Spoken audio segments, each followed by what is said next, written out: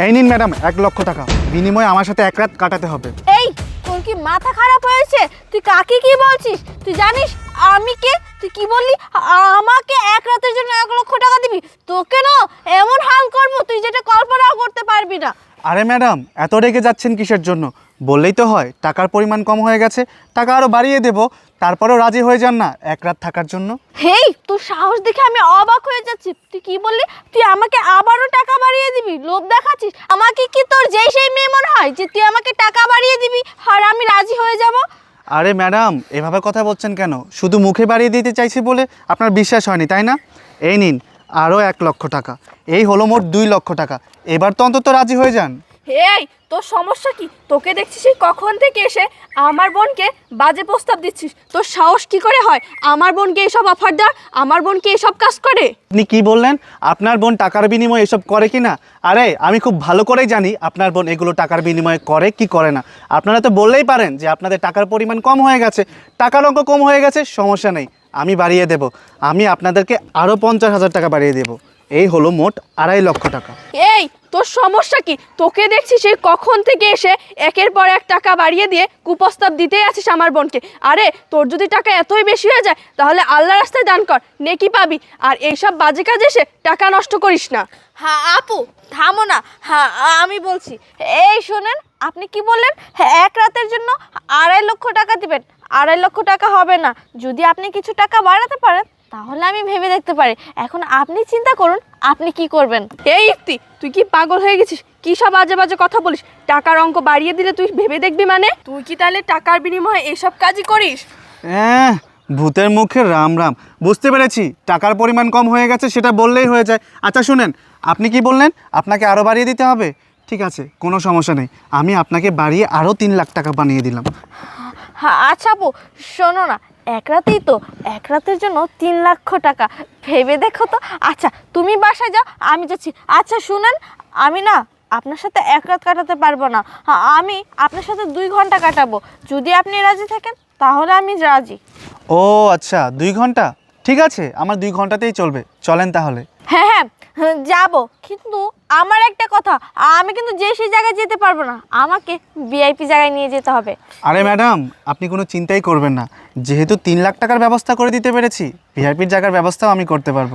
চলুন। আচ্ছা আচ্ছা ঠিক আছে আপু, তুমি বাসা যাও, আমি আসছি। ইফতি, তুই কাজটা ঠিক করলি না। তুই আজকে বাসায়, তোর খবর আছে। হ্যাঁ আচ্ছা আচ্ছা যাও, পরেরটা পরে দেখা যাবে। আরে চলুন তো। চলুন। আসেন ম্যাডাম। কি রুম পছন্দ হয়েছে? হ্যাঁ, রুমটা তো সেই ঝাক্কাস। আমি জানতাম এত সুন্দর রুম আপনার পছন্দ হবেই। আচ্ছা যাই হোক, আমরা যেই কাজের জন্য আসছি সেই কাজ শুরু করি, তার আগে আমার টাকাটা আমাকে বুঝিয়ে দে। আরে টাকা তো সব দেবই। আচ্ছা ঠিক আছে, এই নিন টাকা। হ্যাঁ হ্যাঁ আচ্ছা, আমরা আর দেরি না করে আমাদের কাজ শুরু করি। আচ্ছা চলুন শুরু করি তাহলে। হ্যাঁ। বাহ বাহ বাহ ইফতি বাহ। আশিক, তুমি এখানে? হ্যাঁ আমি এখানে। এই, আমাকে দেখে কি অবাক হয়ে যাচ্ছিস? অবাক হওয়ারই কথা। ভাবছিস আমি এখানে কি করে আসলাম, তাই না? আরে এই যে লোকটাকে দেখছিস, এটা আর কেউ না, এটা হচ্ছে আমারই বন্ধু। এই ও তোমার বন্ধু মানে? এই ও কি বলছে? হ্যাঁ, ও ঠিকই বলছে, আমি ওর বন্ধু। আরে তোমাদের মধ্যে বিয়ে ঠিক হয়ে গিয়েছিল না? সেটা আমি খুব ভালো করেই জানতাম যে তুমি কি ধরনের মেয়ে, সেটা আমি আমার বন্ধুকে বলে দিয়েছিলাম অনেক আগে। তারপর আমার বন্ধু বিশ্বাস করেনি, ও বিশ্বাস করেনি বলে আজকে সারাদিন যেগুলো হয়েছে না এখন অবধি, সব কিছু আমার প্ল্যানিং ছিল, শুধুমাত্র তোমার চরিত্র সম্পর্ক ওকে সব কিছু ক্লিয়ার করে দেওয়ার জন্য। আচ্ছা বন্ধু, আমার কাজ তো শেষ, যা করার তো আমি করেই ফেলেছি, এখন তোরা নিজেরা ব্যবস্থা কর কি করবি। আমি আসি, আমার কাজ আছে। ঠিক আছে বন্ধু। হ্যাঁ, তুই চুপ করে আছিস কেন? কতদিন হলো এসব নষ্টামি শুরু করেছিস? এই, চুপ করে আছিস কেন? কতদিন হলো এরকম নষ্টামি শুরু করে দিয়েছিস? আসলে কি জানিস, আমি না আমার বাবার কথা অনুযায়ী তোকে বিয়ে করতে রাজি হয়েছি। আমি আমার বাবাকে বারবার বোঝানোর চেষ্টা করেছি, বাবা তুমি যার সাথে আমাকে বিয়ে দিতে যাচ্ছ সেই মেয়েটা ভালো না, তার চরিত্রের সমস্যা আছে। বিশ্বাস কর, আমার বাবাকে না আমি কোনোভাবেই এই কথাটা বোঝাতে পারিনি। আমার বাবা আমাকে বললো তুই নাকি অনেক ভালো, অনেক ফরেজগার একজন মেয়ে। আমার বাবার কথা শুনে আমার মনটা ভরে গেল। তারপর আমি তোকে বিয়ে করতে রাজি হই। আরে তারপর হঠাৎ করে আমার বন্ধুকে, আমি তোর ছবিটা আমার বন্ধুকে দেখাই। আমার বন্ধু আমাকে কী বলে জানিস? আমার বন্ধু শেষ পর্যন্ত আমাকে বলে তুই নাকি বাজারের এক নষ্টামে, তুই নাকি টাকার বিনিময়ে মানুষের সাথে নষ্টামি করিস। আজকে যদি ও আমাকে এই কথাগুলো না বলতো না, তাহলে আমি বুঝতেই পারতাম না, আমি ভাবতেই পারতাম না যে কার সাথে আমি বিয়ে করতে যাচ্ছি, কাকে নিয়ে আমি সংসার শুরু করতে যাচ্ছি। এই আমাদের বিয়ে ঠিক হয়েছে মাত্র 3টা মাস হয়েছে। এই 3টা মাসে তুই আমার কাছে যখন যেটা চাইতি আমি তখন তোর জন্য সেটা নিয়ে তোর কাছে হাজির হতাম। তুই আমাকে বলতি আশিক আজকে আমাকে নিয়ে এখানে শপিংয়ে যাবে, আজকে আশিক তুমি আমাকে নিয়ে বিভিন্ন রেস্টুরেন্টে আমাকে ডিনার করাবে, লাঞ্চ করাবে।